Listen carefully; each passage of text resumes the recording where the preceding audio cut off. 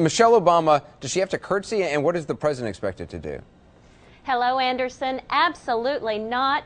Michelle Obama is not required to curtsy or bow. In fact, bowing is not required of U.S. citizens, and please don't kiss her hand.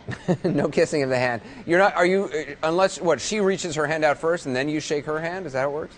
That is exactly right. She should extend her hand first, and then if she extends her hand, the Obamas should extend their hand. Now, a lot has been made of Michelle Obama's sleeveless dresses. Would it be a mistake for her to wear a sleeveless dress while having tea with the Queen? I would advise Miss Obama not to wear a sleeveless dress. Number one, it's going to be chilly over there. And number two, I think it's going to be a more conservative environment. I picture her wearing something with sleeves, to be quite honest with you. And I mean, what happens during a tea reception with the Queen? What do they serve? I mean, obviously tea. Do they eat? Well, it depends on the time of day, and I'm assuming it will be sometime in the afternoon, and yes, food will be served. However, you stop eating when the Queen does. I would personally take a few sips of tea. I would take a cookie and not touch it, because she's going to ask a question. Yeah, I'm guessing she's not serving like sloppy joes. It's got to be like little finger sandwiches or little, not so tasty cookies.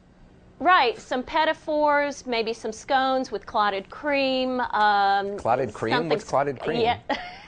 Devonshire cream. Something really, really decadent. Is that like and Cool Whip, scrumptious. but fancier? You would love it. It is like Cool Whip. Yes, it is. I like the Cool frosting Whip. on a cake. And you would also address her as Your Majesty. Not Liz, not Elizabeth. Her mother probably is the only person who calls her that. I do recommend that the Obamas talk about subjects that are near and dear to the Queen's heart, like her dogs, like her horses. In fact, since the Obamas are looking for a dog, oh my God, that's a perfect conversation conversation starter. Wouldn't that be great? Totally. I hadn't thought of that. You're brilliant. Yes, they can talk about the dog, and she can talk about how great corgis are.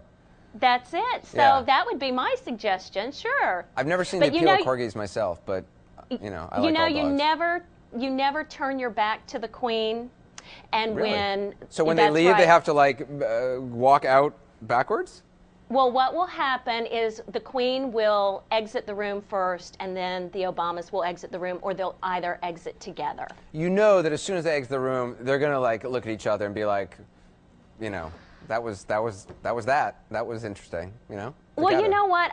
Personally, I would be quite nervous meeting the Queen, and I think the Obamas would probably be a little bit nervous too, because obviously the Queen is, I would think she would be a very intimidating woman, don't you?